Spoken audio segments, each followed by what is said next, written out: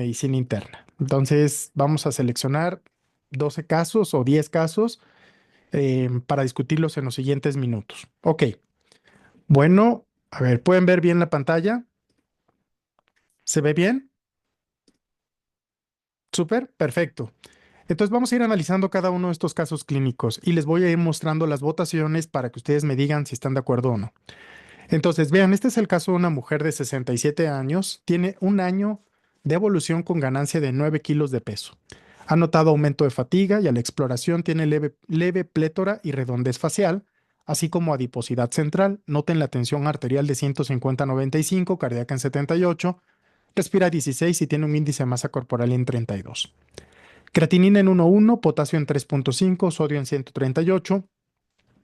Se le administra 1 miligramo de dexametasona la noche anterior y su cortisol matutino resulta en 6,2 microgramos por mililitro con ese corte de referencia menor a 1,8 microgramos por mililitro. Lanzo la primera pregunta.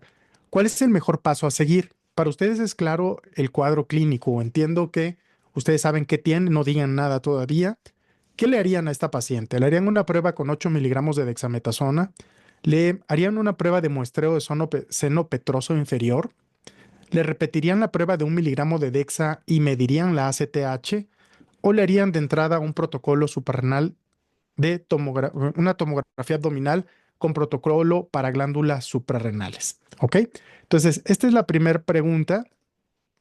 Vamos a ver qué opinan. Pueden contestar. Damos 20 segundos para ver qué opinan a través del chat. Y vamos pasando, vamos a discutir las tres casos, las tres preguntas asociadas a este caso clínico y vamos a ir viendo la retroalimentación. ¿Ok?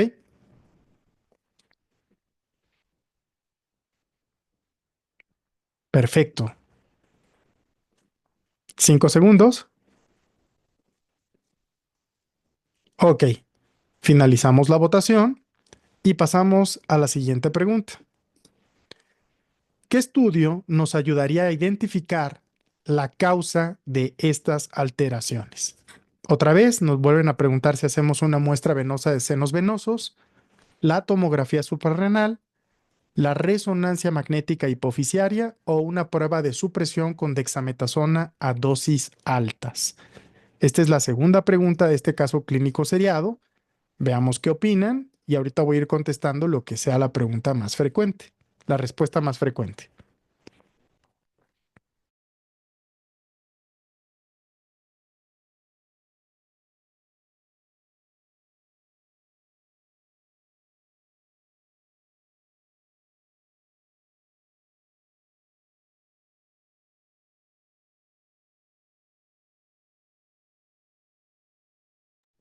Muy bien, finalizamos esta pregunta también y pasamos a la tercera pregunta de este caso clínico seriado. Los niveles de cortisol te los reportan elevados con la prueba que decidiste. Además, los niveles de ACTH están disminuidos. Va por debajo de 5 picogramos por mililitro. Le haces una tomografía suprarrenal y se confirma la patología que sospechas. ¿Qué tratamiento le corresponde a este paciente? Ketoconazol, resección quirúrgica, radioterapia, metirapona. Tienen esas 4 opciones de respuesta y contestemos y nos vamos a la retroalimentación.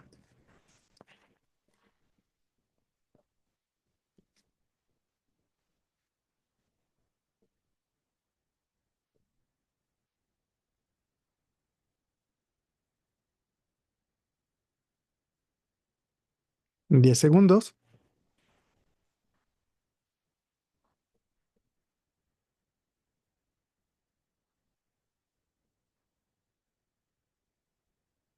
Muy bien.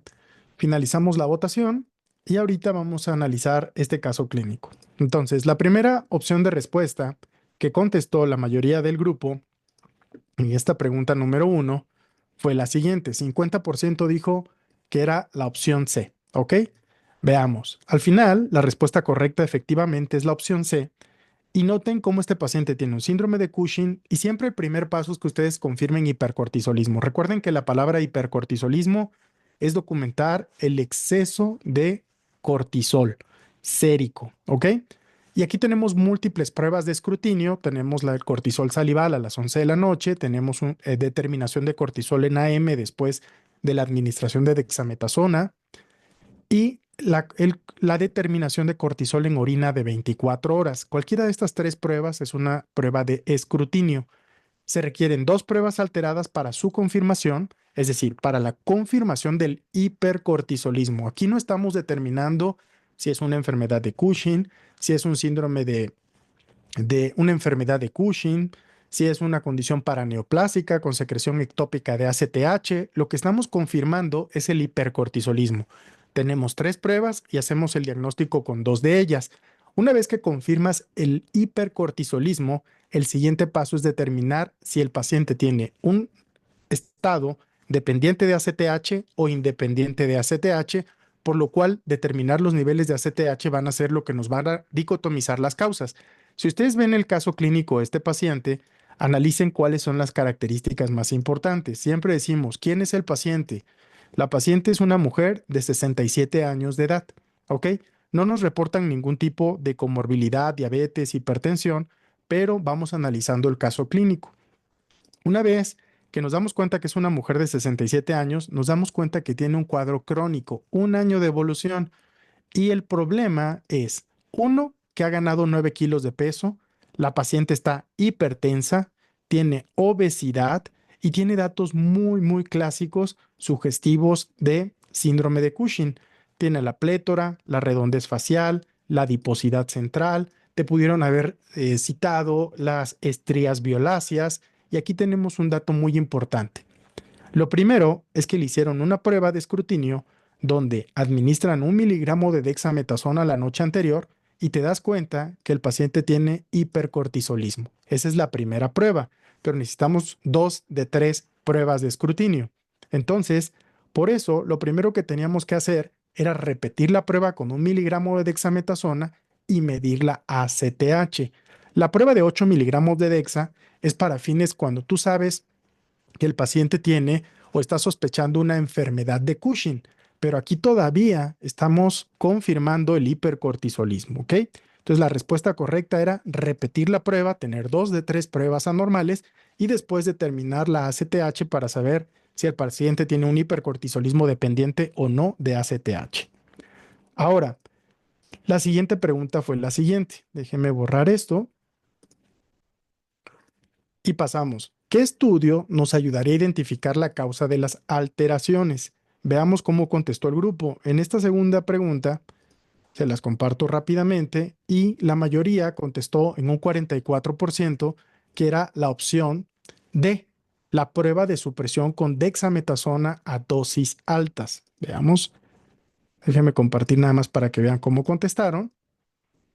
Listo, aquí pueden ver, 44% dijo que era la opción D y un 30% que era la opción C. Ojo, la enfermedad hipofisiaria, la resonancia hipofisiaria, la tomografía suprarrenal son estudios ya de localización, ¿ok? Siempre una premisa en endocrinología es que el diagnóstico bioquímico precede al diagnóstico por imagen, ¿ok? El diagnóstico, en este caso, fíjense, nos está diciendo por aquí. Primero, ¿qué estudio nos ayudaría a identificar la causa de las alteraciones? Aquí todavía no nos han dado la ACTH, creo que es un detalle nada más de la determinación de la pregunta. Nos dicen, cuando la ACTH sérica se encuentra por debajo de 5 picogramos por mililitro, el síndrome de Cushing es independientemente de ACTH, por lo que debemos sospechar un tumor suprarrenal. Para su evaluación se recomienda la TAC y la resonancia abdominal. Sin embargo, aquí lo que faltó nada más es que nos describieran el valor de ACTH que venía en la tercera pregunta, que era aquí. Además de los niveles de ACTH, resultan bajos, menos de 5 picogramos por mililitro. Entonces, decíamos, tenemos dos condiciones. Cuando tengo un paciente con ACTH elevada, tengo dos posibilidades. El paciente tiene una enfermedad de Cushing, un tumor hipofisiario con elevación de ACTH, o tengo una secreción ectópica, un tumor, particularmente un carcinoma microcítico pulmonar, o si el paciente tiene niveles disminuidos de ACTH, entonces lo que ocurre es que tengo que pensar que el problema está a nivel suprarrenal. Y una vez sabiendo que está a nivel suprarrenal, entonces lo que tenemos que hacer es un estudio de una tomografía abdominal con cortes suprarrenales para confirmar el diagnóstico. Aquí tenemos varias posibilidades. Puede ser un adenoma productor de cortisol y por lo tanto el tratamiento va a ser predominantemente de carácter quirúrgico, salvo que tenga contraindicaciones o que tenga múltiples comorbilidades que no permitan establecer un tratamiento quirúrgico de forma segura. ¿Ok? Entonces, aquí la clave ya en esta pregunta es los niveles de ACTH. Entonces, cuando estén en el examen nacional, vean los niveles de ACTH porque eso les va a ayudar a dicotomizar las posibles causas. Cuando tienes ACTH elevada, entonces tú piensas o que está a nivel hipofisiario o está a nivel pulmonar. Y a nivel pulmonar siempre piensa en un síndrome paraneoplásico, particularmente el carcinoma microcítico pulmonar, que es uno de los que puede asociarse con secreción ectópica de ACTH, con elevación de hormona antidiurética. A nivel hipofisiario, pues un tumor hipofisiario, y esto es lo que se llama enfermedad de Cushing. Y en el caso de aquellos escenarios donde tengas hipercortisolismo con ACTH suprimida, piensa que el problema está a nivel suprarrenal, ¿ok? Pero esta es la forma en la que dividimos a las causas de hipercortisolismo que previamente dijimos que vamos a diagnosticar con 2 de 3 pruebas, pero esto es para confirmar solamente el caso de hipercortisolismo. Una vez que tengamos confirmado el hipercortisolismo, vean cómo están los niveles de ACTH. Si el paciente tiene ACTH elevada, piensen en estas dos posibilidades. Y si tiene ACTH suprimida, piensen a nivel suprarrenal, que es la causa de la elevación de cortisol. ¿Ok? Entonces, en esta tercera pregunta veamos cómo contestaron. Y la mayoría dijo, ¿saben qué? Ya con ese nivel de ACTH me queda claro que lo que tengo que hacer es un tratamiento de carácter quirúrgico. ¿Ok? Muy bien. Entonces, aquí queda claro el escenario, el diagnóstico de este caso, pues no era complicado. La coexistencia de hipertensión, de ganancia de peso, de fatiga, plétora, redondez facial, el paciente que tenía hipercortisolismo en AM después de 1 miligramo de dexametasona y que además tenía un hipercortisolismo no dependiente de ACTH, es decir, independiente de ACTH. Y cuando tenemos un hipercortisolismo independiente de ACTH, por favor piensen que el problema está a nivel de la glándula suprarrenal, ¿ok? El tratamiento de elección para un síndrome de Cushing secundario a un tumor suprarrenal es la resección quirúrgica del mismo, ya sea unilateral o bilateral, que realmente es algo sumamente raro. La mayoría de los casos son de carácter unilateral, ¿ok? Entonces aquí lo que nos faltó nada más es tener claro los niveles de ACTH. Esto puede pasar, a veces no te dan toda la información y ustedes tienen que tratar de indagar cuál es la mejor respuesta posible. Si ustedes ven en el examen nacional, cuando ven la convocatoria, siempre te dicen mejor respuesta posible, ¿ok? Entonces, esto es un repaso muy rápido de endocrinología. Vamos a ver qué nos toca en la siguiente pregunta, ¿ok? Masculino de 65 años. Perdón, ya no pregunté. ¿Hay algún comentario en relación a este primer caso clínico? No olvidan que el hipercortisolismo siempre van a ir a ver si es dependiente o no de ACTH y el tratamiento va a depender de acuerdo a el diagnóstico. ¿Quedó claro? Súper, perfecto. Gracias por contestar. Vamos a analizar esta segunda pregunta.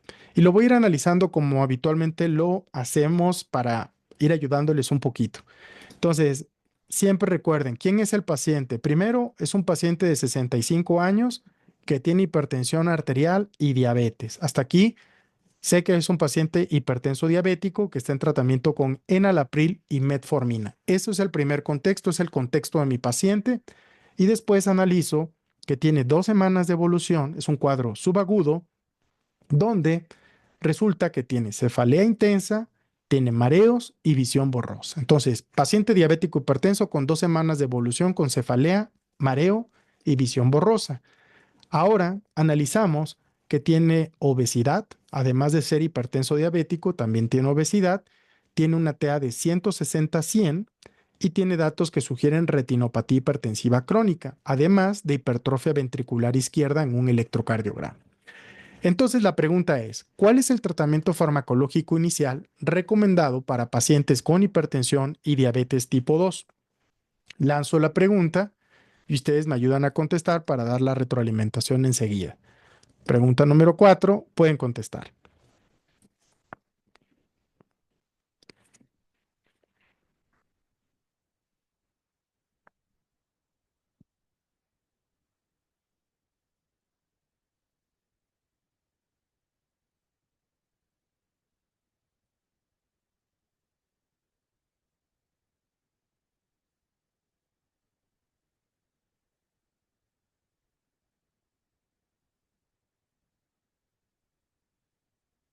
Muy bien, terminamos esta primera pregunta y analizamos la que sigue. ¿Cuál es el estudio más adecuado para realizar a continuación? ¿Ok? Una angiografía coronaria, una resonancia magnética cerebral, un ecocardiograma o una prueba de esfuerzo. ¿Ok? Entonces, pueden contestar.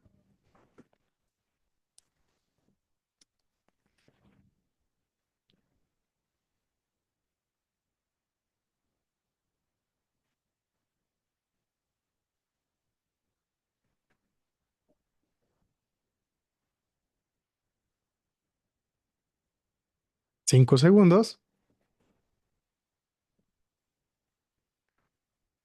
Muy bien, finalizamos esta votación y pasamos a la última pregunta de este caso. ¿Cuál es el tratamiento farmacológico inicial recomendado para pacientes con hipertensión y diabetes tipo 2? Entonces te dicen aumentar la dosis de enalapril, agregar un diurético tiacídico, cambiar a un bloqueador de los canales de calcio, agregar un beta bloqueador. A ver, ¿qué opinan?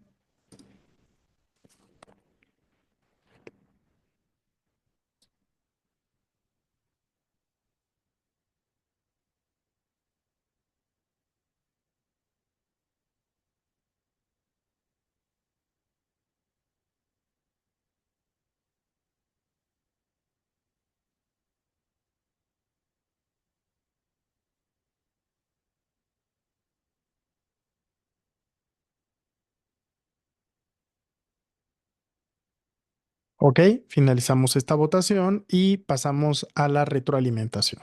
Ok, entonces la respuesta más frecuente fue aquí la opción B, que fue agregar un diurético tiacídico, y en la opción previa, que era la pregunta número 5, fue la opción C. ¿Ok? Entonces vamos a analizar este caso. Ya decíamos que es un paciente diabético hipertenso. Ojo, ya toma enalapril. ¿Ok? Ya toma enalapril. Entonces, aquí lo importante es la pregunta, y esta es una de las cosas que estamos continuamente ajustando en el simulador gracias a sus comentarios, es ¿cuál es el tratamiento farmacológico inicial recomendado para pacientes con hipertensión y diabetes tipo 2? Desde esa perspectiva, vamos a contestar por lo que la mayoría sugirió, que era la pregunta número 4, era la opción C, el dar un inhibidor de la enzima convertidora de angiotensina. Definitivamente, siempre que tengan un paciente hipertenso, diabético, con obesidad, con hiperuricemia, siempre cuando venga la opción de un IECA o un ARA2, contesten esta opción. ¿Ok? ¿Por qué? Porque son cardioprotectores, son nefroprotectores, disminuyen la proteinuria, disminuyen los eventos cardiovasculares. Es un grupo de fármacos que todo paciente diabético hipertenso debe de tener. Aquí al final la pregunta que nos hacen es cuál es el tratamiento farmacológico inicial recomendado para pacientes hipertensos y diabéticos, ¿ok? Entonces, ¿por qué es importante? Recuerden que los diuréticos tiacídicos son buenos para controlar la presión arterial, pero ¿qué efecto adverso tienen que recordar asociado con las tiacidas? ¿Alguien que me quiera decir a través del chat qué efectos adversos tendrían que pensar asociados a tiacidas? Recuerden que este paciente es un paciente hipertenso, diabético y además tiene obesidad. ¿Por qué no sería la mejor opción un diurético tiacídico en este escenario? Exacto, Uno es que empeoran la hiperglucemia. Dos, se asocian a hipocalemia, que en este paciente pues no tendría mayor problema. Pero, ¿qué es una de las cosas? También dan hipercalcemia, bien. ¿Y qué otra cosa pueden dar los diuréticos tiacídicos que no es exacto? La hiperuricemia, Andrea. Entonces, recuerden los efectos adversos. Cuando ustedes eligen un grupo de fármacos, siempre van a elegir el efecto que están buscando, pero también tratar de no dar los efectos adversos propios del fármaco. Entonces, no olviden que las tiacidas aumentan el calcio, aumentan el ácido úrico, pueden aumentar la glucosa, entonces no es la mejor opción en un paciente que per se ya tiene hiperglucemia crónica por ser diabético, ¿ok? Ahora, en el caso de los bloqueadores de canales de calcio, también son útiles en el manejo de la hipertensión arterial, pero no dan un beneficio adicional en los pacientes diabéticos y los beta bloqueadores tampoco son tratamientos de primera línea para el control de la presión arterial. Recuerden que los beta bloqueadores también pueden asociarse con disfunción eréctil, los pacientes pueden tener broncoconstricción asociado al mecanismo de bloqueo de los receptores beta, entonces tampoco van a ser nuestra mejor opción si te dan el caso de un paciente con broncoconstricción, con asma, con EPOC. No elijan beta bloqueadores porque son fármacos que pueden entorpecer la, la función bronquial. Exacto. Por ahí todo aumenta con el tiacídico. Aumenta la glucosa, aumentan los lípidos, aumentan el ácido úrico, aumentan el calcio. ¿Ok? Entonces, buen dato. Gracias por compartir, Andrea. Entonces, aquí la opción es siempre elijan YECA y ARA2 o ARA2 más bien, no es un Y, es un O ARA2 con la finalidad de tratar a los pacientes diabéticos hipertensos por este efecto benéfico a nivel metabólico. ¿Qué porcentaje del grupo contestó correctamente esta pregunta? Pues un 60% del grupo. ¿Ok?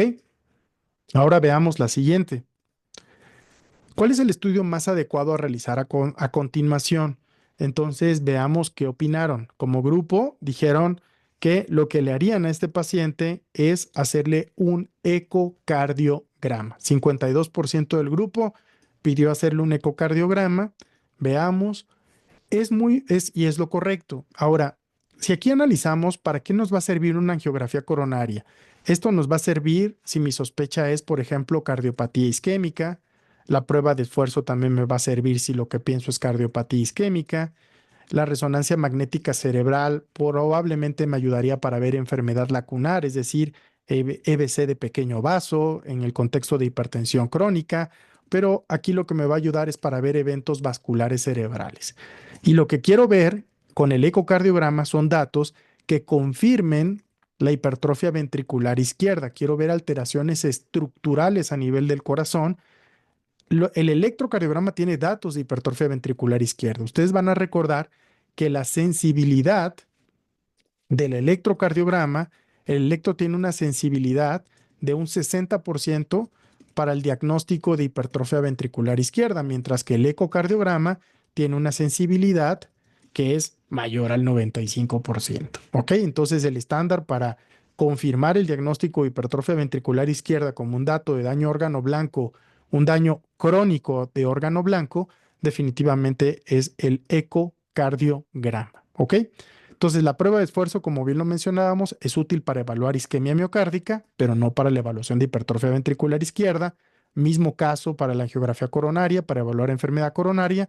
Y la resonancia magnética nos va a ayudar a evaluar si hay datos de daño microvascular a nivel cerebral. Entonces, el eco es el estudio de elección para evaluar a los pacientes en los que sospechas que tienes hipertrofia ventricular izquierda. ¿Va?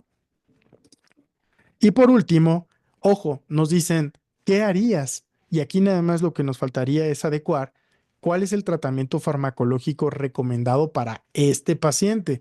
Sobre todo, ¿por qué?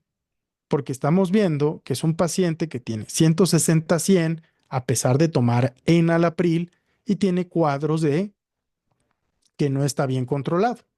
Entonces, la pregunta es, ¿ustedes agregarían un diurético tiacídico sabiendo que tiene TA de 100, bueno, que tiene un índice de masa corporal en 30, que además es diabético? Si además te dicen que tienes hiperuricemia y gota, pues definitivamente el diurético tiacídico no es la mejor opción. ¿Ok? ¿Qué opinan? Veamos cómo contestaron. Las votaciones fue, para esta pregunta número 6, que lo más común fue agregar un diurético tiacídico. Entonces, no es la mejor opción desde la perspectiva de controlar la tensión arterial de estos pacientes. Aquí lo que tendríamos que hacer es agregar otro fármaco, y aquí es donde puede encontrar el conflicto de contestar esta pregunta, porque lo ideal sería aquí que la opción C nos diga agregar un bloqueador de calcio, perdón, amlodipino, nifedipino, felodipino, lecardipino, con la intención de que este paciente controlemos las infrastensionales sin agregarle el perfil de efectos adversos propios del diurético tiacídico. La mayoría contestó diurético tiacídico. En realidad era la mejor opción si lo que nos dicen es agregar, pero recuerden que nos va a cobrar el precio de efectos adversos, hiperglucemia, hiperlipidemia, hiperuricemia y además hipercalcemia. Entonces, como las demás opciones decían aumentar, cambiar o agregar, la realidad es que la mejor opción es agregar un fármaco. No quitar el enalapril lo tienes que seguir, pero tienes que agregar un fármaco para controlar la presión arterial. Entonces, si tienes un paciente con hipertensión estadio 2, entonces necesitas un tratamiento doble, y lo ideal, si viniera aquí entre agregar un diurético tiacídico o agregar un calcio antagonista, la mejor opción sería un calcio antagonista, porque evitarías los efectos adversos propios del diurético tiacídico. ¿Ok? Entonces, repasemos rápidamente. Efectos adversos de antihipertensivos. De los IECAS, la hipercalemia. De los diuréticos tiacídicos, la hipocalemia, y todo lo demás que habíamos dicho ya hace un momento, la hiperglucemia, la hiperuricemia, la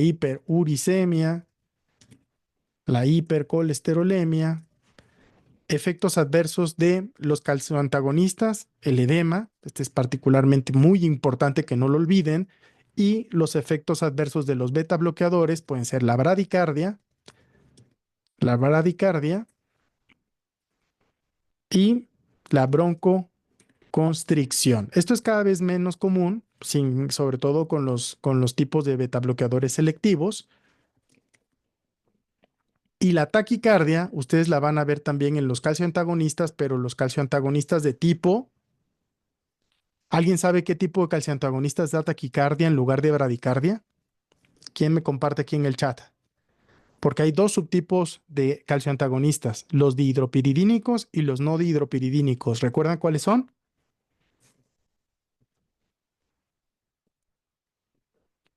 No, no se preocupen, para eso estamos aquí, para ir mejorando poco a poco.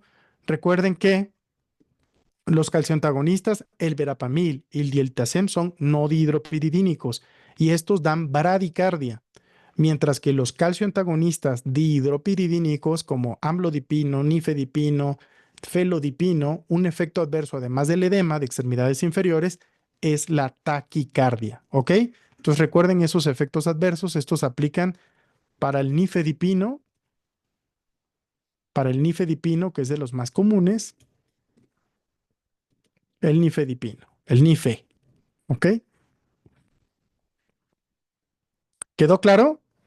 Díganme si les fue útil este repaso rápido de manejo de hipertensión y los efectos adversos asociados a los fármacos. Enalapril, hipercalemia. Tiazida, hipocalemia. Hiperglucemia, hiperuricemia e hipercolesterolemia. Calcioantagonistas dihidropiridínicos como nifedipino, amlodipino, taquicardia y edema. Y el verapamil y el diltiazem, bradicardia.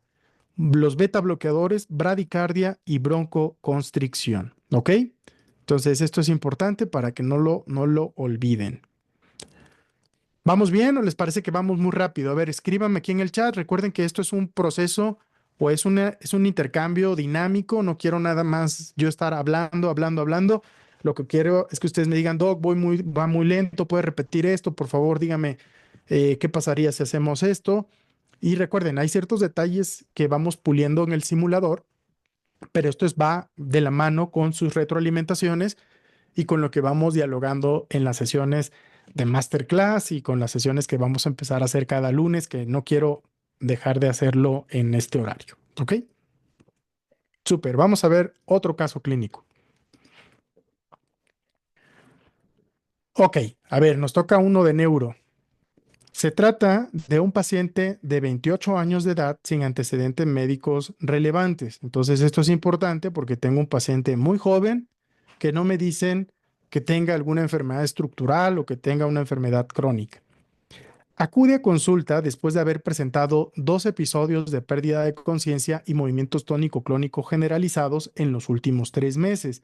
Entonces me doy cuenta que este padecimiento ya tiene varios meses de evolución y el motivo por el cual lo estoy evaluando es por pérdida de conciencia y movimientos tónico-clónicos generalizados. ¿Ok? El examen físico y neurológico es normal, le hacen una resonancia magnética que la reportan sin alteraciones y en el electroencefalograma te demuestran que hay descargas epileptiformes generalizadas. Entonces ahí están los datos clave de este caso clínico. Joven de 28 años de edad, 3 meses de evolución, con pérdida de conciencia y crisis convulsivas. Rezo normal, examen físico normal y un electro que confirma el diagnóstico. Entonces nos preguntan, ¿cuál de las siguientes características es más común del tipo de epilepsia del paciente? La aparición de crisis focales, la identificación de una lesión estructural en la resonancia magnética, la presencia de descargas epileptiformes generalizadas en el electro o las crisis desencadenadas por estímulos específicos. Entonces, aquí ya sesgué un poquito con ir analizándolo poco a poco, pero no pasa nada. Vamos a preguntar qué contestarían. Tienen 20 segundos para contestar esta pregunta.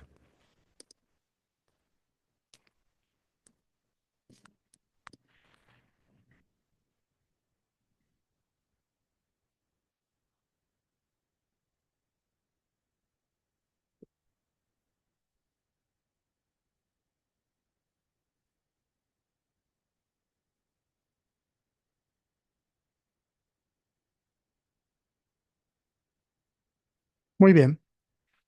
Entonces, finalizamos esta votación. Muy bien. Y vamos a pasar. Todavía no la voy a seleccionar hasta que vayamos viendo cuáles son las opciones de respuesta. ¿Cuál de los siguientes pasos es el más adecuado para el diagnóstico del paciente?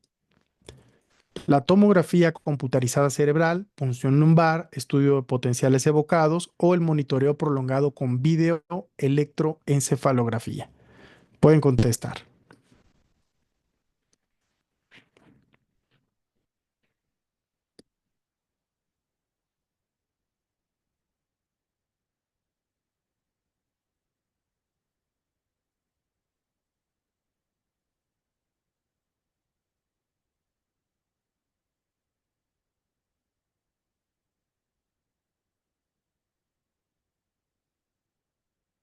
Ok, vamos a finalizar la votación con un 63% de respuestas de la opción D. Siguiente pregunta. ¿Cuál es el tratamiento inicial más adecuado para este paciente? ¿Fenitoína, lamotrigina, carbamazepina o levetiracetam? Pueden contestar.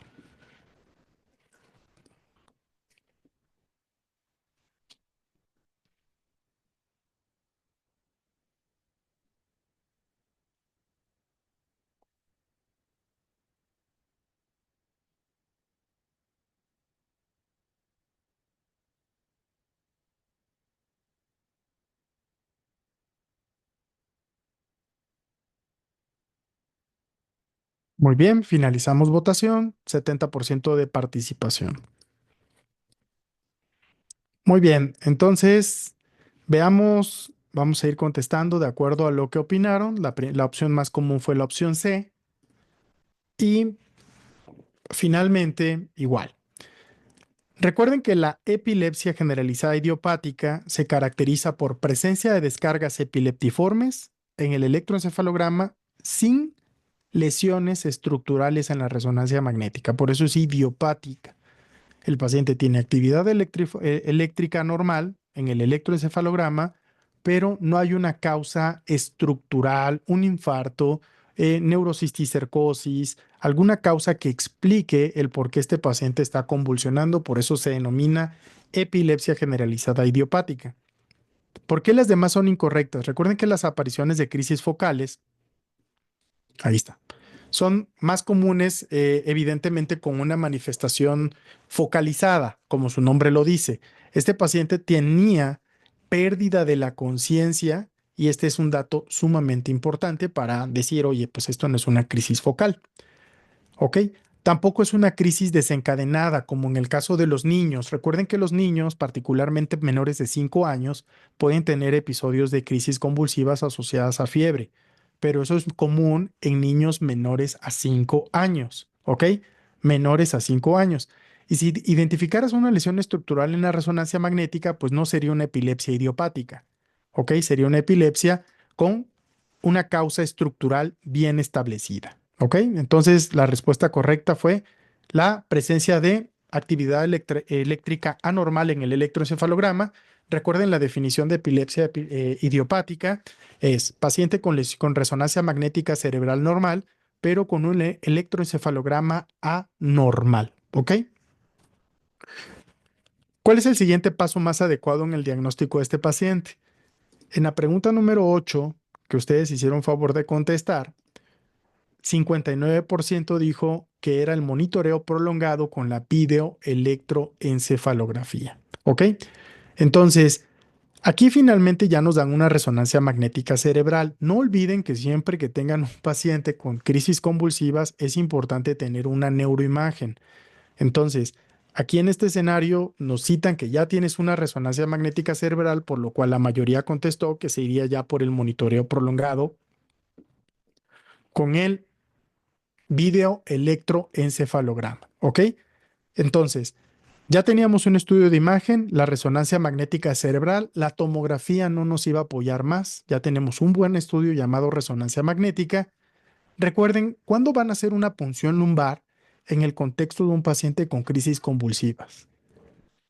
¿Cuándo le harían una punción lumbar? A ver, díganme aquí en el chat para que ustedes recuerden que este es un proceso para tratar de, como les mandé hace unos días en el chat, en el WhatsApp, les dije, el tema de esta forma de estudio que se llama, ¿alguien recuerda cómo se llama ese método de estudio? No es el aprendizaje espaciado, tiene otro nombre. Es el hecho de recordar de forma activa y esa es una forma muy importante para aprender. ¿Recuerdan cómo se llama? Se llama recuperación activa, ¿ok? Entonces, es ese escenario donde ustedes van a decir, ¿por qué no la punción lumbar? ¿Por qué me ayudaría una punción lumbar? Active Recall. Porque no está sospechando, como bien mencionas, Grecia, la sospecha de una neuroinfección. También, si te dijeran rigidez de nuca, pues pensarías en una neuroinfección, igual que como mencionó Alexis y Jesús, pero recuerden que esos signos meningios son muy raros. ¿Alguien recuerda qué tan común son? ¿Cuál es la ventaja de los signos meningios en neuroinfección? ¿La especificidad o la sensibilidad? Es correcto, son muy específicos, pero no sensibles. Entonces, aunque aquí te dijeran que el paciente no tiene fiebre, yo no puedo descartar neuroinfección. Pero si además, si te dan que el dato que el paciente tiene rigidez de nuca, tiene Kernick, tiene signo de Brudzinski, entonces saben que apuéstenle que es una neuroinfección. Si en el ENAR les dicen Brudzinski positivo, Kernick positivo, rigidez de nuca, recuerden que son muy específicos. Entonces tienen que pensar en la posibilidad de neuroinfección, ¿va? Entonces la punción lumbar sería útil si yo estoy sospechando en neuroinfección. ¿Sería, sería su primera posibilidad con 3 meses de evolución? ¿Verdad que no? Pues una neuroinfección de 3 meses de evolución, pues salvo que sea algo de carácter fúngico, tuberculosis, pero la verdad es que para 3 meses el paciente estaría tronado. Entonces, no es mi primera posibilidad. Exacto. La tomografía cerebral, ya tengo IRM cerebral. ¿Para qué más me va a ayudar una tomografía? ¿Ok? Los estudios de potenciales evocados son unas pruebas que también se hacen en el ámbito de neurología con la finalidad de evaluar manifestaciones de focalización. Entonces, no sirven para el diagnóstico de epilepsia, sino más bien para evaluar las vías sensoriales y esto particularmente son útiles cuando vas a hacer una planeación prequirúrgica, por ejemplo. El paciente que vas a someter tienes una tumoración y quieres saber si esa tumoración está afectando ciertas vías sensoriales con la finalidad de conocer cuáles pueden ser las repercusiones de la resección quirúrgica. Entonces, los estudios potenciales evocados para epilepsia no son parte del estudio diagnóstico habitual. ¿Ok? Entonces, el monitoreo videoelectroencefalográfico es útil para confirmar el diagnóstico de epilepsia y correlacionar los crisis con los hallazgos electroencefalográficos. También el videoelectroencefalograma es útil, sobre todo cuando el paciente tiene sospecha de ¿qué? De una pseudocrisis. No es infrecuente, las pseudocrisis son muy comunes. ¿Alguien sabe qué tan comunes pueden llegar a ser las pseudocrisis? Pueden llegar a ser hasta un 20%, pero esto va a depender del lugar donde sean estudiados. Si es un centro de tratamiento de epilepsia, probablemente las pseudocrisis en un paciente con epilepsia crónica pueden llegar a ser bastante comunes y por eso la videoelectroencefalografía es parte en el abordaje diagnóstico de un paciente con pseudocrisis. Si yo busco pseudocrisis prevalence, probablemente nos aparece que el porcentaje pues, puede llegar a ser de... Miren, por ejemplo, aquí es hasta el 48% del grupo de la prevalencia en el caso de pseudocrisis hipertensivas. Aquí hay otras, de un 5 a un 10% de los pacientes que tienen epilepsia, pero pueden llegar a ser hasta de un 30% en aquellos escenarios donde el paciente está en una unidad o una clínica de epilepsia. Entonces, no es nada infrecuente, al menos un 10%, 20% de los pacientes pueden tener pseudocrisis y también el videoelectroencefalograma puede ser útil para evaluar o descartar si el paciente tiene una pseudocrisis. Y por último, la pregunta del manejo. ¿Cuál sería el manejo más apropiado para este paciente? Y aquí también recuerden los efectos adversos de los antiepilépticos. Parte del manejo va a ser elegir cuáles son los efectos adversos de los mismos. En esta pregunta número 9, déjenme compartirles, la mayoría contestó un 41% el levetiracetam. ¿Ok? Entonces, es la respuesta correcta y aquí vamos a ver algunos retros importantes. El levetiracetam es un antiepiléptico de amplio espectro. La carba es muy útil para crisis focales, ¿ok? La fenitoína es buena, pero el problema de la fenitoína son los efectos adversos también. La hipertrofia gingival es uno de ellos, las manifestaciones de daño hepático y la lamotrigina también es de amplio espectro, pero no es de primera línea en crisis generalizada. Ahora, ¿alguien recuerda cuál es uno de los efectos adversos de la lamotrigina, uno de los más temidos, que también es pregunta de examen nacional? Exacto, las toxicodermias. Entonces, voy a poner efectos adversos de algunos antiepilépticos aquí. Por ejemplo, la carbamazepina puede asociarse con SIAD, es decir, con hiponatremia asociada con secreción inapropiada de hormona antidiurética, la fenitoína con hipertrofia gingival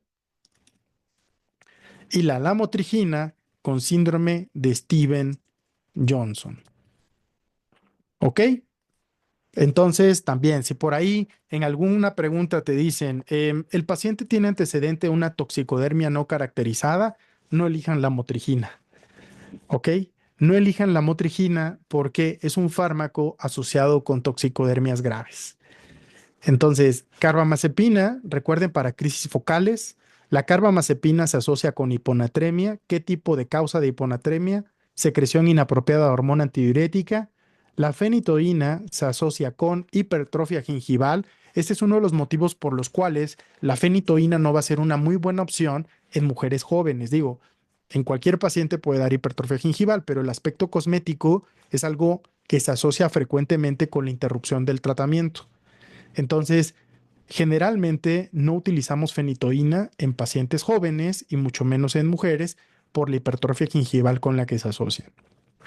Y la lamotrigina, recuerden que es un fármaco también de amplio espectro, pero que se asocia con síndrome de Steven-Johnson. ¿Ok? Con síndrome de Steven-Johnson. Súper. Vale. Ok, vamos a analizar otro caso clínico. Este es un caso clínico muy cortito. Vean, es un paciente de 67 años que acude por tamizaje de cáncer de próstata. Esto es bien importante porque cuando ustedes vean, ya aquí estoy sesgando el comentario, pero cuando ustedes vean escrutinio, en realidad, ¿qué significa esto? Que es un paciente asintomático, que es un paciente asintomático, de tal manera que el contexto puede llegar a ser em, diferente en términos de la respuesta. Entonces, nos dan un valor de antígeno prostático de 9.7.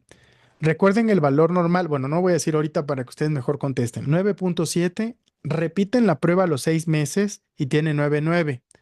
Le hacen un tacto rectal con próstata agrandada y te preguntan cuál es el mejor paso en este paciente. ¿Lo meterías ya a biopsia transrectal? ¿Le repetirías otra vez el antígeno prostático y el tacto rectal en otros 6 meses? Probablemente no harías más porque el paciente parece ser que es una hiperplasia prostática benigna o le ofrecerías algo llamado vigilancia activa. Entonces, veamos qué contestarían en esta pregunta número 10.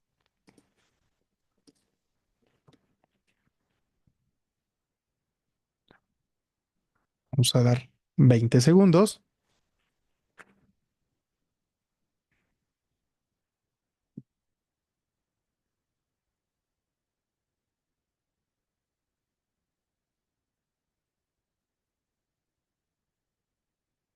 Ok, finalizamos la votación, 70% de participación. La mayoría contestó la opción A de biopsia de próstata transrectal. Ok, siguiente. La biopsia reporta una puntuación Gleason 6 con menos del 10% de cáncer en cada núcleo. ¿Qué manejo le corresponde a este paciente? Es un Gleason 6. Le toca radioterapia, le toca quimioterapia más radioterapia, le toca leuprolide o vigilancia activa. Listo, vamos a ver qué opinan. Pregunta número 11, penúltima de este ejercicio del día de hoy.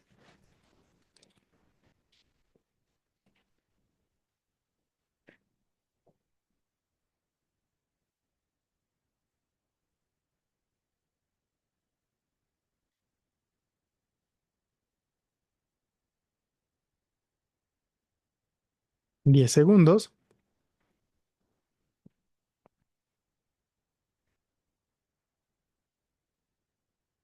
Muy bien, finalizamos la votación y pasamos a la última pregunta. ¿Cuál de los siguientes no es un factor de riesgo de cáncer de próstata? Hombre afroamericano, exposición de arilaminas, dieta alta en grasas o una edad mayor a 65 años. Pueden contestar.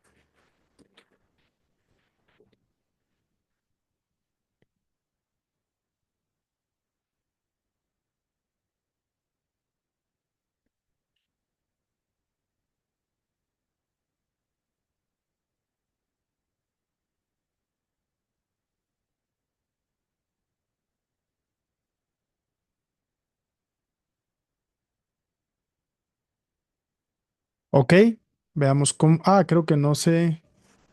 Creo que no permitió. ¿Se fue la encuesta? Ja, era un segundo, no, ¿qué pasó? A ver, déjeme ver resultados. Reiniciar la votación. Listo, pueden contestar. Doy 10 segundos. Es para ir agilizando cada vez el tiempo de respuesta, ¿va? Súper. Voy a finalizar la votación. Dimos 15 finalmente. Ok, entonces, muy bien, vamos a analizar este caso clínico. Primero, la mayoría contestó una biopsia de próstata en un paciente que tiene un valor allí en lo que llamamos zona gris, ¿no? Entonces, 58% dijo, ya, hay que hacerle la biopsia de próstata transrectal. Y aquí, vamos a ver qué opinan, pero vamos a marcar la pregunta y es la respuesta correcta. Ojo, se recomienda realizar una biopsia transrectal de 12 tomas guiada por ultrasonido a pacientes con un tacto rectal anormal o un AP mayor de 10. ¿Ok? Entonces, confirmado sin factores distintos al cáncer de próstata, o una elevación persistente del AP con medición de al menos un mes después, que sería la indicación de este escenario. Entonces, ustedes van a hacer una biopsia transrectal prostática en el escenario de un paciente con más de 10 de AP, según la GPC, que tenga un tacto rectal anormal o que tenga persistencia de elevación de antígeno prostático con un mes de diferencia. Entonces, por ese motivo, si ustedes ven aquí, tenía 9.7 con un valor normal siempre por debajo de 4 y a los 6 meses tenías 9.9. Entonces tenías persistencia de elevación de antígeno prostático y un tacto rectal con una próstata agrandada. Recuerden que la próstata tiene una zona de transición, tiene una zona periférica, tiene una zona central fibrosa. Em, ¿Cuál es la zona donde se presentan la mayoría de los cánceres de próstata? 70-85% de los cánceres de próstata se presentan en esta zona. ¿Cuál? Periférica, zona periférica, 70-85%. Es por eso que los pacientes casi nunca tienen síntomas urinarios obstructivos, porque si fuera en la zona de transición, muy cercano o contiguo a la uretra, entonces los síntomas que se asociarían serían predominantemente de carácter obstructivo. ¿Ok? Por eso el tacto rectal busca predominantemente encontrar nódulos indurados a la palpación de la glándula prostática. Entonces recuerden que la zona periférica es el sitio más común de los cánceres de próstata entre un 70 y un 85% de las veces. Y la zona de transición es la que comúnmente se afecta en los pacientes con crecimiento prostático obstructivo. ¿Ok? Muy bien, entonces 58% del grupo contestó correctamente esta pregunta. Ahora, esta pregunta dice que tiene un Gleason 6. ¿Qué opinan de ese Gleason? De esa escala de Gleason. ¿Es de bajo riesgo? ¿Es de alto riesgo? Porque de eso va a depender probablemente el tratamiento. ¿Ok? Entonces, veamos qué contestaron. La mayoría dijo que esta pregunta, lo que, bueno, fue, fíjense bien, fue muy heterogénea la respuesta. 26, 26, 30 y 19%, siendo la más común leuprolida. Y esto pues no es cierto porque este paciente tiene un Gleason que es considerado de bajo riesgo. ¿Ok? Entonces, recuerden que ustedes van a estadificar o van a etapificar al paciente con el APE, lo van a estadificar con el Gleason, con el TNM, pero lo más común o lo más importante es ver el APE. El APE es algo muy valioso para estadificar a los pacientes y sobre todo el Gleason. Entonces, en estos pacientes, lo que tú puedes proponer, tienes varias opciones. Es vigilancia activa, estrecha, puedes ofrecer braquiterapia, prostatectomía radical o radioterapia radical, ¿ok? Pero si es un paciente que tiene escrutinio de cáncer de próstata, ¿cuál sería el riesgo de someterlo a una prostatectomía radical en un paciente asintomático? ¿Qué opinan? ¿Cuáles son los efectos adversos de hacer una prostatectomía en un paciente de bajo riesgo y que además estás haciendo el diagnóstico por escrutinio? Esa es una, gracias por decirlo. La incontinencia urinaria, ¿cuál otra?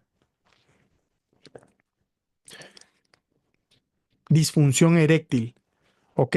Entonces, disfunción eréctil, incontinencia urinaria en un paciente que no tiene síntomas asociados a cáncer y meterle una prostatectomía, pues es algo que tienes que platicar ampliamente con el paciente y dialogar. Aquí no olviden que la escala de Gleason y el APE van a ser una de las estrategias más importantes para saber qué vas a proponerle al paciente.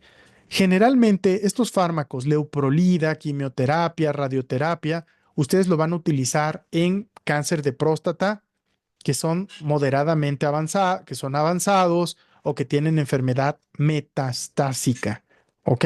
Enfermedad metastásica. Entonces, darle leuprolide, quimio, radio a un paciente que está asintomático y que tiene un cáncer de próstata de muy bajo riesgo, entonces ese paciente, sí, 6 es bajo riesgo, 7 moderado y 8 o más es de alto riesgo. Entonces, de hecho, si ustedes ven las guías de GPC para cáncer de próstata, este es un tip que también les recomiendo cuando ustedes quieran buscar algo rápido, busquen la imagen y esto les puede ayudar muy, muy rápido a saber cuál es el antígeno, cuál es el tratamiento. Vean esta imagen de volada, la encontré y dicen, a ver, cáncer de próstata localizado con AP menor a 10, Gleason de 6, estadio T1 a T2 es de bajo riesgo. Vean que tienes la opción de vigilancia activa con monitoreo de AP. Puedes ofrecer radio, puedes ofrecer prostatectomía radical, pero esto depende también del diálogo que tengas con el paciente. De entrada, quimio, radioterapia, quimio más radioterapia no es la mejor opción.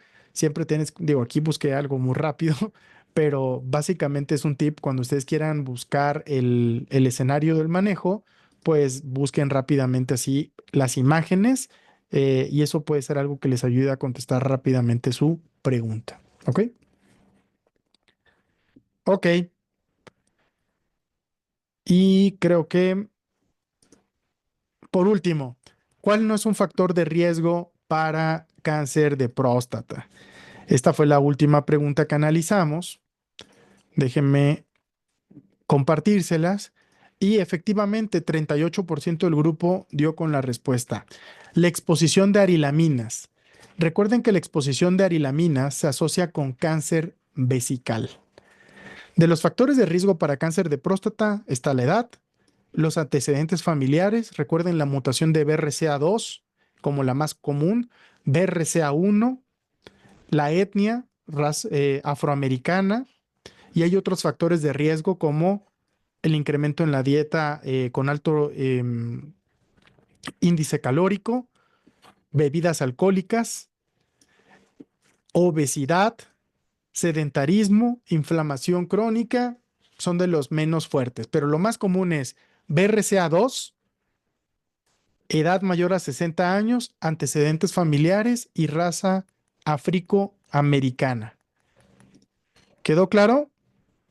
Creo que ya contestamos todas las preguntas. Creo que nos fue bien. Ok. ¿Qué les pareció? A ver, ayúdenme, déjenme mandar esto y ver cómo nos reporta. A ver, estoy listo por si quieren compartir algo, preguntas, dudas.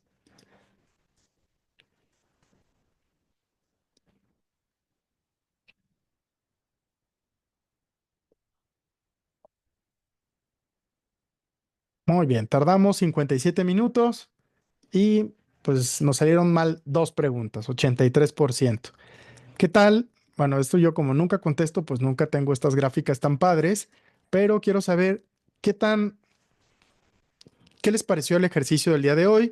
Recuerden, esto es una dinámica que es la primera vez que lo hacemos en vivo con el simulador. Yo tampoco sabía qué preguntas iban a salir, pero le pedí que me lanzara puras de medicina interna.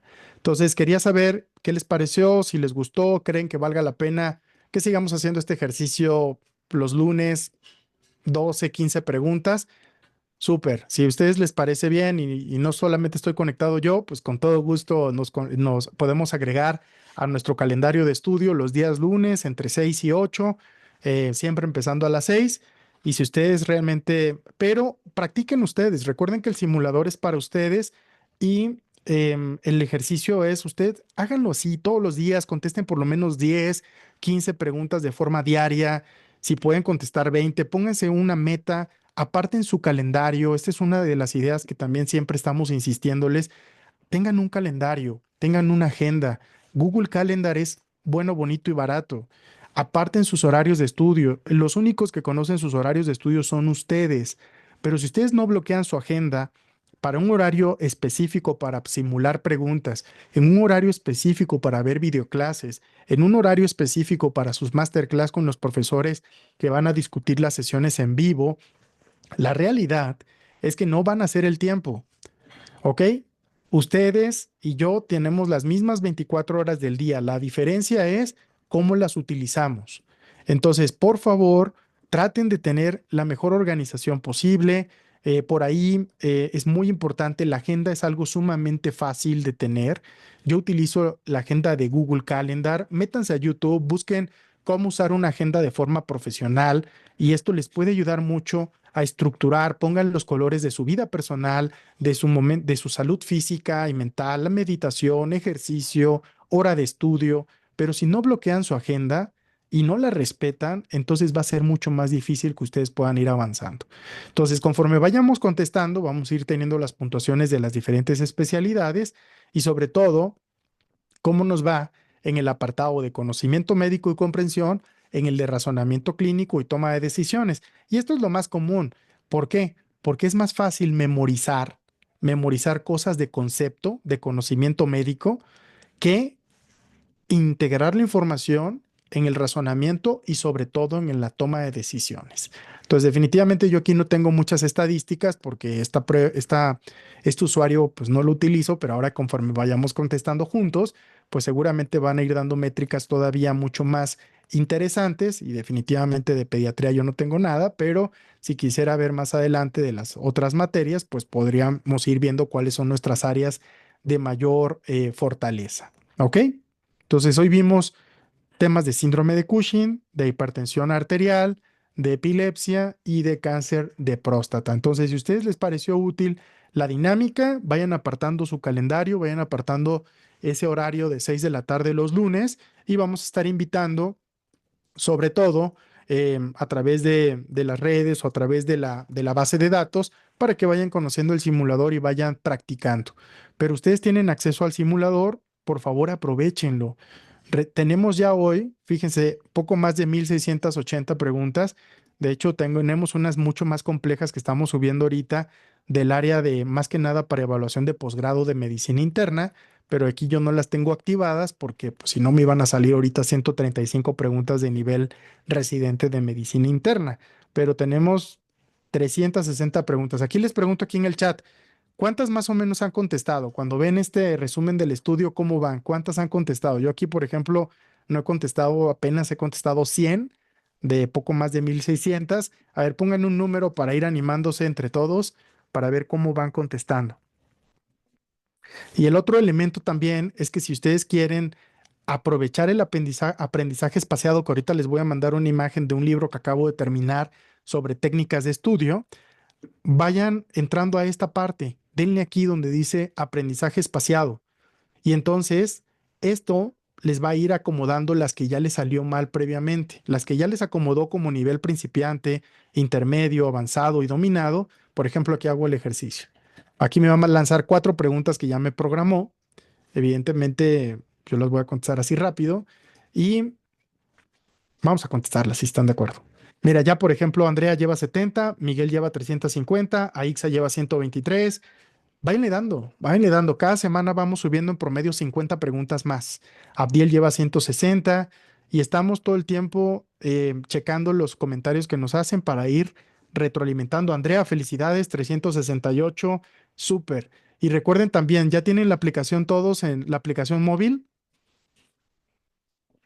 Recuerden que si quieren descargar la aplicación móvil, lo único que tienen que hacer es darle clic aquí, donde dice aplicación móvil, y les va a dar el código de acceso. Descargan la aplicación para Apple Store o Google Play, le dan el código acceso, les va a pedir, les va a dar este código QR que es único y ustedes pueden empezar a contestar desde su celular.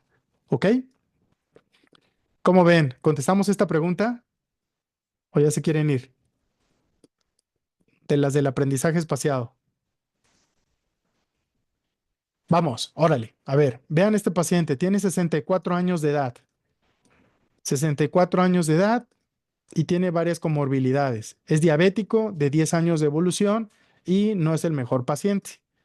Entonces, hombre de 64 años con diabetes. Es traído a urgencias. Desde el momento en el que me dicen que es traído a urgencias, probablemente ya sé que el cuadro es agudo. Tiene 3 días de evolución, 12 horas, entre 12 horas y 3 días que empezó con manifestaciones agudas. ¿Por qué acude? Por diarrea, vómito, somnolencia y confusión. Cuando analizan el cuadro clínico, se dan cuenta que el paciente tiene 9860, está taquipneico, está taquicárdico, tiene fiebre, está desorientado, tiene ojos hundidos, mucosas secas y tiene glucosa en 890, creatinina en 2.3, tiene hipernatremia, tiene bicarbonato en 27 y un calcio en 9 con cetonas en trazas.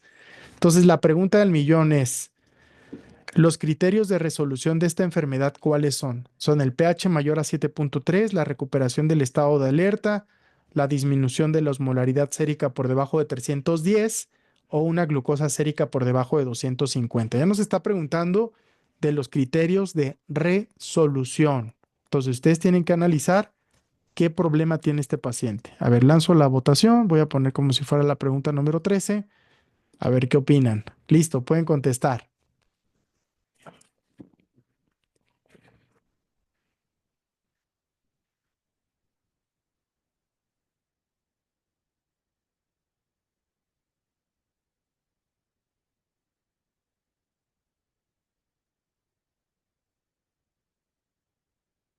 ¿10 segundos?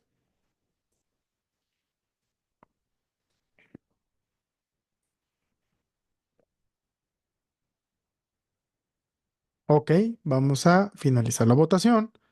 La mayoría dijo el pH más de 7.3.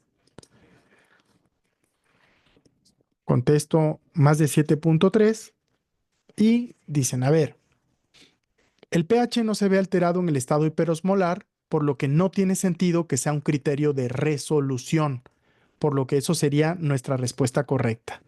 Entonces recuerden que este paciente es un estado hiperosmolar hiperglucémico, ¿ok?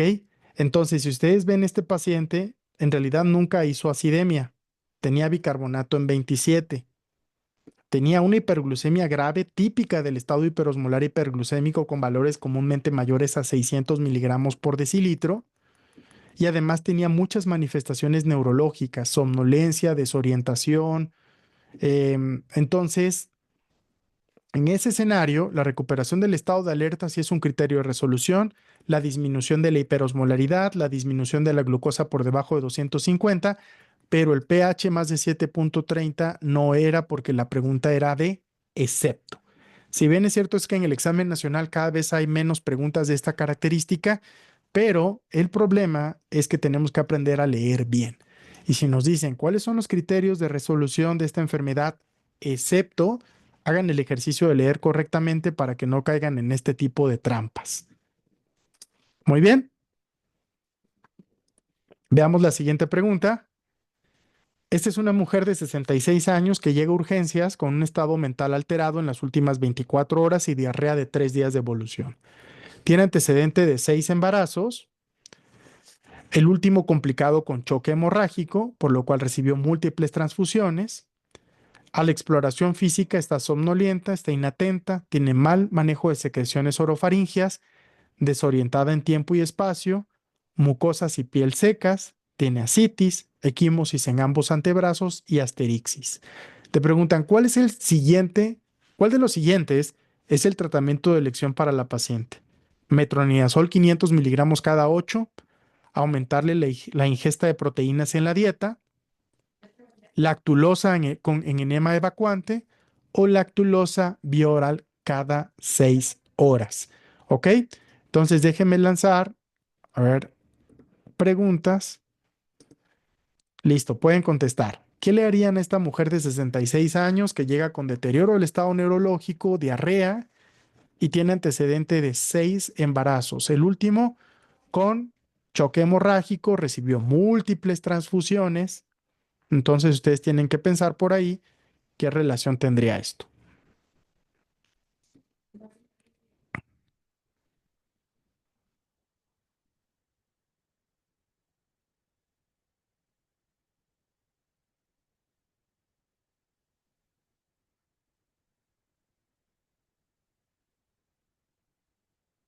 ¿Ok? Muy bien. Di un poquito más de tiempo porque solo llevan contestando el 53% de los participantes. A ver si se animan un poquito más. ¿Qué les llama la atención del caso clínico? Doy por finalizada la votación con 41% de respuestas de la opción C. ¿Qué les llama la atención del caso clínico? Primero, siempre, ¿cómo analizamos a nuestro paciente? Es una mujer de 66 años que tiene el antecedente de múltiples transfusiones. Ese es mi paciente. De hecho, tuvo 6 embarazos. Ese es el antecedente. Todavía no sé qué pasa. Solo estoy conociendo lo previo del paciente. Es una mujer con 6 embarazos previos, con múltiples episodios transfusionales y que ahorita acude por un cuadro agudo. Últimas 24 horas con deterioro del estado mental. Pero cuando ustedes ven la exploración física, ¿qué les es de particular interés? Ese es un gran dato. Las transfusiones, como bien dicen, hepatitis C les podría ser una opción. Exacto. ¿Cuál es el dato clave aquí? Tiene asterixis, tiene ascitis. ¿Ok? ¿De qué habla eso? ¿Qué les hace pensar eso? Asterixis, ascitis, encefalopatía hepática. Ahora, ¿le darían lactulosa vía oral a un paciente que está desorientada en tiempo y espacio, que tiene mal manejo de secreciones? Es mala idea. Entonces, aunque el tratamiento con lactulosa pudiera ser un tratamiento útil en el manejo de un paciente con encefalopatía hepática, no en un paciente con encefalopatía hepática avanzada. ¿Ok? Entonces, el 41% dijo lactulosa en enema evacuante. Y es lo correcto. Entonces, la mejor opción de tratamiento para la paciente es lactulosa. Lo que quieres es disminuir los niveles de amonio y mejorar los síntomas de encefalopatía hepática. Pero vean cómo el dato, este es un caso típico de razonamiento clínico, porque no te están diciendo que tiene virus de hepatitis, que tiene virus de hepatitis C. Te dijeron que tiene antecedente de múltiples episodios transfusionales. Y desde esa perspectiva, si tuvo 6 embarazos, la transfundieron en el último que fue complicado por choque hemorrágico y tiene 66 años, por lo menos eso tiene 30 años probablemente, salvo que se haya embarazado a los 40 años, pero tuvo, por lo menos tiene ya 3 décadas. Entonces, fue hace mucho. Entonces, el análisis es, piensa en la posibilidad de infecciones virales en este sentido. Ahora, siguiente pregunta. Femenino de 25 años que acuda a detección de VIH por inicio de vida sexual hace un año. Ha tenido 2 parejas sexuales en el año, menciona que siempre ha usado preservativo. En el historial médico, pues no hay nada relevante, no toma fármacos y resulta que en los estudios de inmunoensayo de combinación antígeno-anticuerpo salió reactivo para el virus de inmunodeficiencia humana. Un mes después, la paciente acude preocupada porque ha tenido relaciones con una pareja infectada con VIH hace 24 horas. Menciona que usaron un método de barrera como protección. Te preguntan, ¿qué tratamiento profiláctico le recomienda a este paciente? ¿Cuál sería el tratamiento profiláctico? Aquí al final nos dice que hace un mes tuvo relaciones sexuales con un paciente con infección por VIH, aunque utilizara un método de barrera. ¿Qué tratamiento le sugerirían a esta mujer? Vamos a ver, nos dan opciones de profilaxis.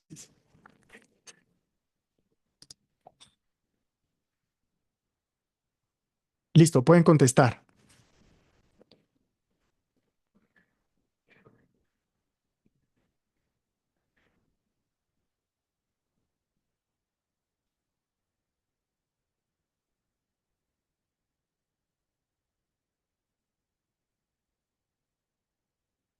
10 segundos.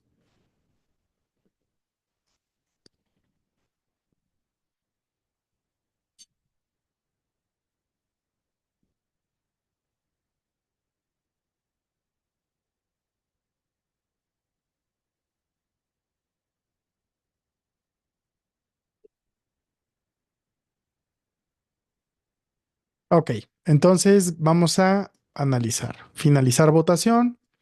La opción que contestó la mayoría fue la opción B con un 37% de respuestas. Lo más probable aquí es que a lo que se refería la prueba de inmunoensayo de hace un tiempo era que tenía un VIH no reactivo.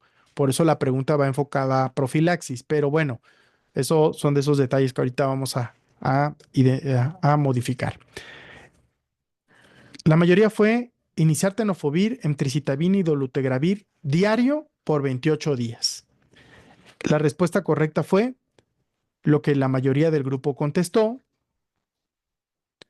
y según la guía de Sencida, ojo con eso porque esta es una guía muy reciente, tiene 1 o 2 años creo que salió. Se recomienda un ciclo de 28 días para personas sin VIH que buscan atención en las primeras 72 horas después de una exposición no ocupacional. ¿Ok? Entonces, aquí el tratamiento, el esquema indicado para pacientes de más de 13 años con función renal, bueno, con función renal de más de 30 mililitros minuto, incluye Victegravir, Raltegravir o Dolutegravir asociado con tenofovir y emtricitabina. ¿Ok? Mientras que si el paciente tiene menos de 30 de tasa de filtrado glomerular, la opción de profilaxis es con darunavir más dolutegravir. Entonces, es un paciente con función renal previamente normal y además en un paciente que tiene en las primeras 72 horas exposición no ocupacional. Entonces, aquí nada más contemplen esto como no reactivo, ahorita lo modificamos, y recuerden que el tratamiento es diario por 28 días. Esto también aplicaría, por ejemplo, en el contexto de un paciente con punción. Entonces, siempre cuando tienen punción, también el tratamiento son por 4 semanas de forma diario, con 3 fármacos, según la guía de Sensiba. Y vamos a ver esta última. Este es un paciente de 52 años con antecedente de EPOC que se presenta para una revisión de rutina. Otra vez nos dicen revisión de rutina, es decir, asintomático, o al menos eso parece, solamente su consulta seguimiento. Toma albuterol o salbutamol, es un beta 2 agonista de acción corta por razón necesaria, pero 4 veces al día, y ha tenido aumento de los síntomas en los últimos 6 meses. Fue tratado por una exacerbación de POC con esteroide hace 5 meses y no ha tenido más, pero recientemente su disnea ha empeorado. En las pruebas de función pulmonar destaca un BEF1 de 71%. 2 meses después, este es el contexto del paciente, 2 meses después llega a urgencias con disnea y sibilancias por una infección viral reciente con saturación de 86%. Le ponen puntas nasales, mejora 99% y la enfermera lo encuentra somnoliento. Entonces te preguntan, ¿qué medicamento debe agregar a su tratamiento? Iniciar triple terapia, un corticoesteroide inhalado con un antagonista muscarínico de acción prolongada y un beta 2 agonista de acción prolongada. Le iniciarían tiotropio, le aumentarían la frecuencia del albuterol en lugar de 4 veces a 6 veces al día o le iniciarían acitromicina diaria. A ver, póngamelo en el chat porque ya se me acabaron las preguntas programadas aquí en el Zoom. A ver, ¿qué le harían? Opción A, B, C o D. Ok, la A está ganando.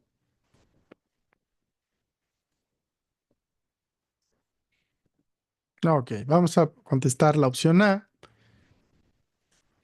Ok, bueno, aquí algunos puntos importantes. Esta es una pregunta de neumología y nos dicen, los antagonistas muscarínicos de acción prolongada como el tiotropio disminuyen las exacerbaciones, enlentecen la reducción de BEF1, disminuyen los ingresos hospitalarios y reducen la insuficiencia respiratoria.